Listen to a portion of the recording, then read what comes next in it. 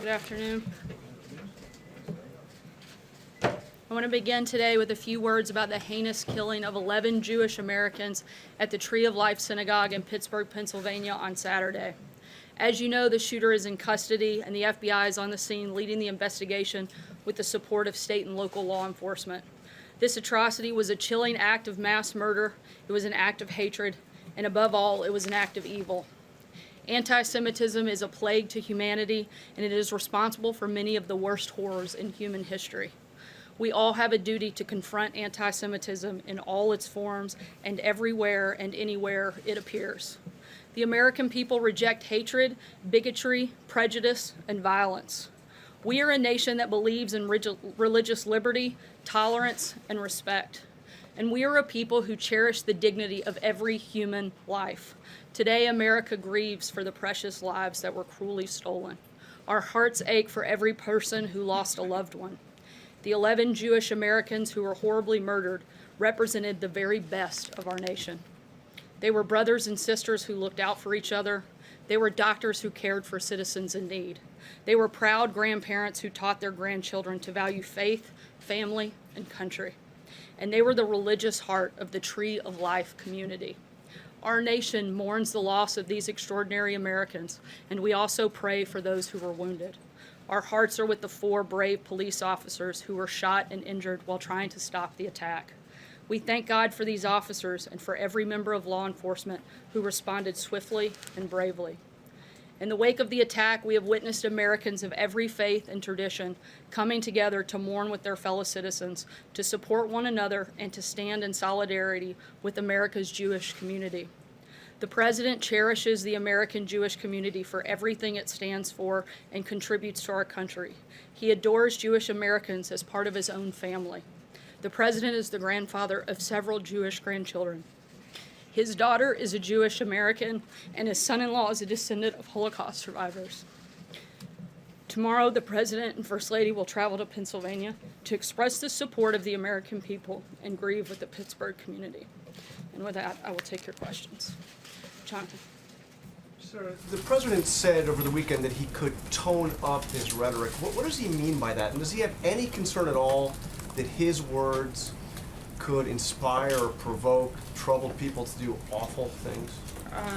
Certainly, the President wants, in moments where our country is hurting like we've seen in the last several days, find ways to bring our country together, and we've seen him do exactly that. However, the President is going to continue to draw contrasts, particularly as we go into the final days of an election, the differences between the two parties, particularly on policy differences. You'll continue to see him make that contrast, but he has certainly, I think, found those moments to bring our country together and certainly focus on some of the things that all of us can support and all of us can condemn as well. But he's also harshly attacked some of the very people that received those pipe bombs, and this morning suggesting that the news media is responsible for the anger in the country. How does he do that when, in the case of the pipe bomber, this was somebody who went to Trump rallies, this is somebody who had a van covered with attacks on the media and praise for the president. The shooter in Pittsburgh is somebody who was provoked, it seems, by the caravan that the president has spent so much time talking about. Why is he out there, when you say he's trying to unite the country, why is he out there making these attacks? The very first thing that the President did was condemn the attacks both in Pittsburgh and in the pipe bombs. The very first thing the media did was blame the President and make him responsible for these ridiculous acts. That is outrageous that would be the very first reaction of so many people across this country. I'm not finished. The only person responsible for carrying out either of these heinous acts were the individuals who carried them out. It's not the President, no more than it was Bernie Sanders' fault for the individual who shot up a baseball field of congressional Republicans. You can't start putting the responsibility of individuals on anybody but the individual who carries out the crime. But why is the President suggesting it's the news media? The President's the one placing blame here. No, the President's not placing blame. The President's not responsible for these acts. Again, the very first action that the President did was condemn these heinous acts. The very first thing that the media did was condemn the President and go after and try to place blame, not just on the president, but everybody that works in this administration. The major news network's first public statement was to blame the president, and myself included. I mean, that is outrageous that anybody other than the individual who carried out the crime would hold that responsibility. Steve? What's it going to take to stop these killings from happening over and over and over again? You know, I think if we had a good answer to that, I think everybody in the country would support it. If anybody knows the answer, I think certainly this administration would be all ears. The president spends every single minute of every single day looking for the best ways to protect the safety and security of Americans, and we're going to continue to do that. John? There's a second thing. Is the president going to give a speech on immigration this week? What's your thinking about options in terms of closing the border? We'll keep you posted if there's any scheduling announcement on an address on that topic. I'm not aware of that at this point in time. 11 Jewish leaders in the Pittsburgh area have said that the president's visit is not welcome unless and until he denounces fully and forthrightly white nationalism. Does the White House believe this president has done enough to denounce white nationalism? The president has denounced racism, hatred, and bigotry in all forms on a number of occasions. We'll continue to do that. I'm doing it here today. And I would also say at the same time that some individuals, they're grieving, they're hurting. The president wants to be there to show the support of this administration for the Jewish community. The rabbi said that he is welcome as well, and certainly we want to show our support for those individuals. I know that there was another meeting this morning about what to do about the border. You're thinking about an executive action, maybe some sort of regulatory action. Is one of the options being discussed making it impossible for anybody to claim asylum unless they enter through a port of entry? So that would mean that anybody who crosses the border illegally would not be able to make a valid claim of asylum? There are a lot of options that are being discussed right now. The number one priority is looking for ways to secure our borders. We'd love for Democrats in Congress to actually help step up and do their job and help us do that. If they don't and they're unwilling to do, as they've shown in the past that they are, then we're looking at administrative actions that will help and allow us to do so. Raquel? Sarah, thank you very much. About the Brazilian election, the State Department repeated today that the commitment to promoting human rights and democracy will continue to guide the relationship with Brazil. However, the Brazilian president-elected, Bolsonaro, has made very controversial comments about minorities. The opposition defended the military dictatorship in Brazil. My question is if the White House plans to address this and ask assurances from the government, the incoming government in Brazil, that they will protect human rights and democracy in Brazil. And another question, what do you think about these comparisons that a lot of people say? Let me address the first thing. Sure. First, we promote human rights all over the world. We value our long-standing relationship with Brazil. We want to continue to be able to work with them. We'll see what happens from there. Sarah, can Sorry, I the second just... question. Okay, so what do you think about these comparisons? A lot of people are calling Bolsonaro the Trump of the tropics. And if President Trump plans to invite Bolsonaro to the White House, or if he has any plans to go to Brazil anytime soon, maybe attend Bolsonaro's inauguration. There's only one Donald Trump, in my opinion. Stephen, go ahead. I'd like to follow up on John's question about caravan. The president has used the word invasion to describe this caravan. That's the same word that is mentioned in the Constitution 3 times, invasion, with respect to the powers of the federal government to repel invasion. So my question is have there been any discussions here with respect to that, about the fact that the Constitution provides for example, the suspension of habeas corpus if to repel an invasion, if the public safety requires it? Is the president talking about potentially ignoring posse comitatus by having the military go down? There's a provision in the law that allows for a constitutional exemption. Is that in any way under consideration? We're looking at a number of different options. I know that the Department of Defense is holding a press conference this afternoon at 4 o'clock to talk about some of the actions that they'll be taking. I would encourage you to tune into that. John? A note of my question. It has not been ruled out. Those are options on the table? Look, I'm not going to get into specific policies that we're considering. There's a number of actions that we're looking at taking. When we're ready to make an announcement on that front, we'll let you know. John? Thanks a lot, Sarah. The midterms are 8 days from today, and we often get from both parties what the midterms actually mean the day after the election. So I wanted to ask you what the midterms mean before the election. The president on October the 18th in Mississippi said, I'm not on the ticket, but I am on the ticket because this is also a referendum on me. Is that right? Is this midterm election a referendum on the president? Look, I can't get into specifics that will impact the election, but I can tell you that the president wants to see more people that support his policies elected than not. Phil. Sarah, it's now been 4 weeks since Jamal Khashoggi was murdered inside the Saudi consulate in Istanbul. The president said early on that if the Saudis are found responsible, there would be severe punishment. That's his word. It's now obvious to the world that Khashoggi was murdered. It was premeditated. It was by the Saudis. Why has there been no action? Look, the president met last week with CIA Director Gina Haspel after having gathered additional intelligence on her overseas trip, and the administration is weighing different options. We'll make an announcement about what the decision of that action is. Is he considering any actual action?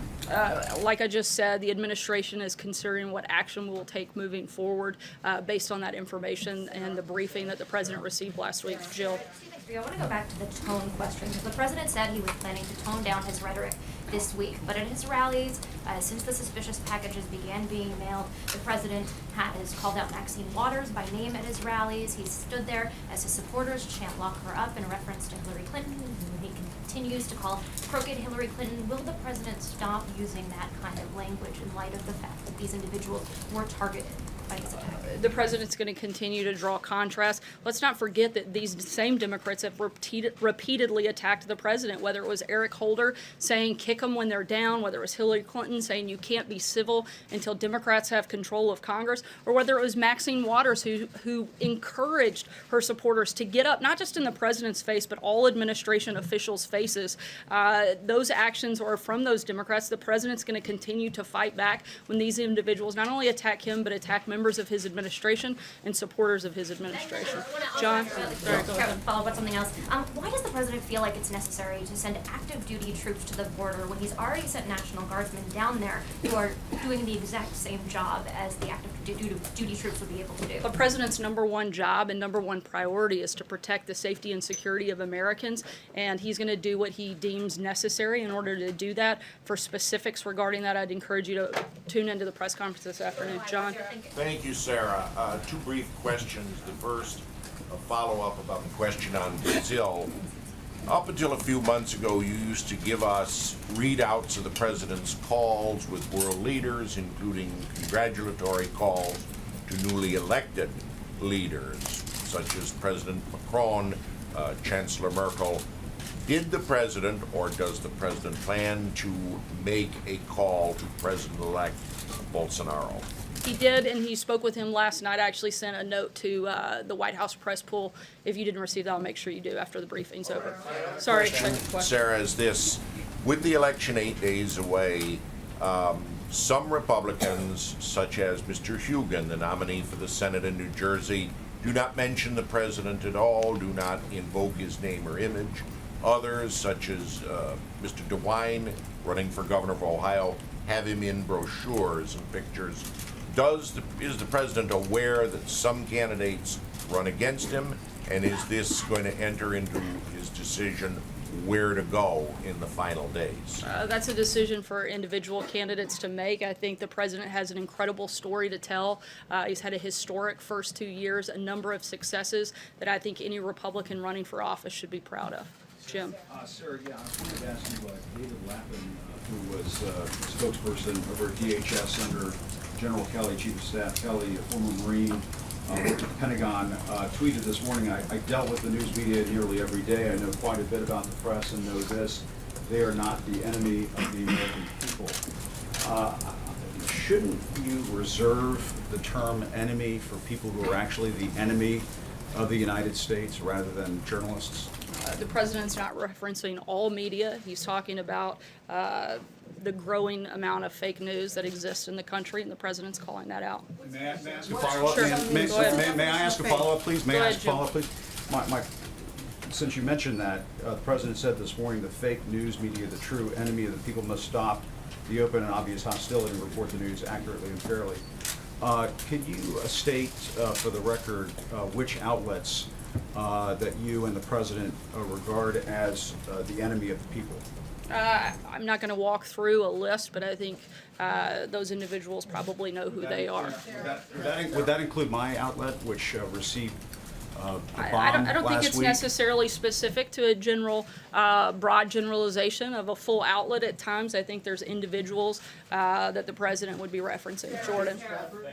So you're not going to state for the record then, I mean, if the president is going to say that fake news media are the enemy of the people, and if you're going to stand there and continue to say that there are some journalists, some news outlets in this country that meet that characterization, shouldn't you have the guts, Sarah, to state which outlets, which journalists are the enemy of the people? Well, I think it's irresponsible of a news organization like yours to blame responsibility of a pipe bomb that was not sent by the president, not just blame the president, but blame members of his administration for those heinous acts. I think that is outrageous, and I think it's irresponsible. Jordan, go ahead. Sarah, we didn't say that the Jim, president... I've given you 3 questions. Jordan, go ahead. Thanks, Sarah. The president has talked multiple times about how the Republican lawmakers are going to protect pre-existing conditions if they keep control of Congress. But the administration is supporting a lawsuit that would undercut those protections under Obamacare and taken a couple of regulatory actions to that effect as well. So how do you square those two stances? And what's the plan, the Republican plan for protecting the Look, the pre-existing? president's health care plan that he's laid out covers pre-existing conditions. The president wants to lower premiums to make health care more affordable. Nobody will be charged higher premiums if they keep their coverage, and nobody will be denied coverage under the president. Emerald? Thank you, Sarah. On Chancellor Merkel's announcement that she'll be stepping down as party leader and won't seek to rerun as chancellor, what is the reaction from the administration, and how does that affect the relationship with Germany going forward? We're aware of the announcement, and this is an internal matter for Chancellor and the German people. We're going to continue to work with the Chancellor and continue to develop that relationship. Blake? Sarah, why did the president Blake, call go ahead. Andrew Gillum a thief? Why did the president, in his tweet, call Andrew Gillum a thief? April, I'll come back to you. Blake, go ahead. Sarah, thank you. Before you walked out here, just a handful of minutes before you walked out, there was a report that said, should the meeting between President Trump and President Xi of China not go well in terms of easing the trade war, the trade tensions, then at that point the U.S. would go forth with the $257 billion in tariffs. Is that indeed the timetable that the administration is working with here? I'm not going to get ahead of the president's meeting, and I hope it goes well. April, go ahead. Sorry, go ahead. How important is that meeting then? Because we heard Larry Kudlow say last week or 2 weeks ago that maybe there might not be a lot of detail that comes from it in terms of trade and going back and forth. As the president likes to say, we'll see what happens. I'm not going to get ahead of the conversation. You have 2 of the most powerful leaders in the world. I think that's consequential no matter how you look at it, and we'll see what happens when they sit down. April, The go ahead. president's tweeting today, in one tweet specifically, he called Andrew Gillum, the Democratic nominee for governor in Florida, a thief. What is his definition of that statement?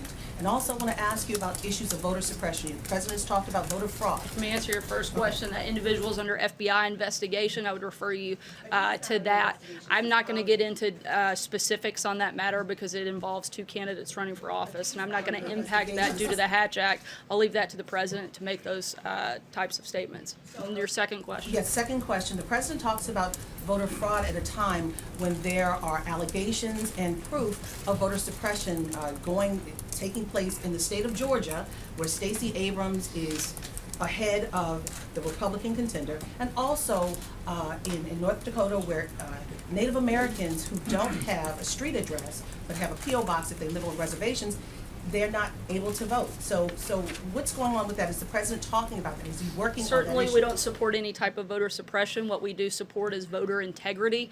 Again, I'm not going to weigh into specifics that have impact on this election that's a few days away. I'll leave that for the president to lay out that specific case. Sager, go ahead. Thanks, Sarah. Could you tell us, does the White House currently believe that they have the legal authority to close the southern border? And is that an option that's being explored with relation to the caravan? Again, we have a number of options on the table. We're exploring each one of those. When we have a decision on that, we'll let you know. Vivian. Thanks, Sarah. 2 questions, please. First, last week we asked the president whether he'd call President Obama or any of the others that the bombs were addressed to, and he said, if they want me to, but we'll probably pass. Can you explain why that decision was taken? The president did speak with Governor Cuomo Buffalo, of New York last week. And as of this time, there aren't any plans for other calls. If there are, we'll let you know. Hallie, go ahead. So Last question. Can I ask Sorry. one more about Jamal Khashoggi? Can you tell us if CIA Director Haspel actually heard the tape that the Turks allegedly have proving that he was killed in the embassy? I can't confirm or deny the specifics of the intelligence that Director Haspel saw while she was there. Last question, Hallie, go ahead. So throughout the course of this briefing, you have repeatedly defended the president's attacks on his political opponents as valid because the midterms are coming up. So at what point does the White House Not believe- because of the midterms. I've defended the president. I've defended the president fighting back when he's regularly attacked. There's a difference. Doesn't matter if there's a midterm or not. The president's going to defend himself and he's going to fight back. From a political perspective, right? You're making that point. From any perspective. But at what point does a national tragedy take precedence over the president needing to punch back? If not now, when? I think you saw the president do exactly that in the wake of a national tragedy, not just this week, but every time our country has experienced the type of heartache and pain that we have over the last week. This is a president who's risen to that occasion and worked to bring our country together in a number of occasions, whether it's the hurricanes, whether it's the Las Vegas shooting, whether it was the Pittsburgh shooting, all horrible, horrible tragedies that this country has experienced. And this president has come out, condemned the attacks when it is caused by an individual, and tried to look for ways to provide and bring the country together when it was a natural disaster. He and you have also acknowledged that in the next breath, after he calls for unity, he does talk about division in what you describe as drawing contrast. Is he incapable of, in the words of some, toning it down and toning down the rhetoric? Again, I think the president has had a number of moments of bringing the country together. Once again, I'll remind you that the very first thing the president did was condemn the attacker, and the very first thing the media did was blame the president. You guys have a huge responsibility to play in the divisive nature of this country when 90% of the coverage of everything this president does is negative, despite the fact that the country is doing extremely well, despite the fact that the president is delivering on exactly what he said he was going to do if elected. And he got elected by an overwhelming majority of 63 million Americans who came out and supported him and wanted to see his policies enacted. He's delivered on that. He's delivered on the promises he's made. And if anything, I think it is sad and divisive the way that every single thing that comes out of the media, 90% of what comes out of the media's mouths is negative about this president. Despite the fact that the economy is booming, despite the fact he said he would fix the trade deals, and he's done exactly that. He said he would defeat ISIS, and he has. The president has been delivering day in, day out, and I think it would be nice if every once in a while we could focus on a few of the positive things the president has done instead of just attacking him. Thanks so much, guys. Have a great day.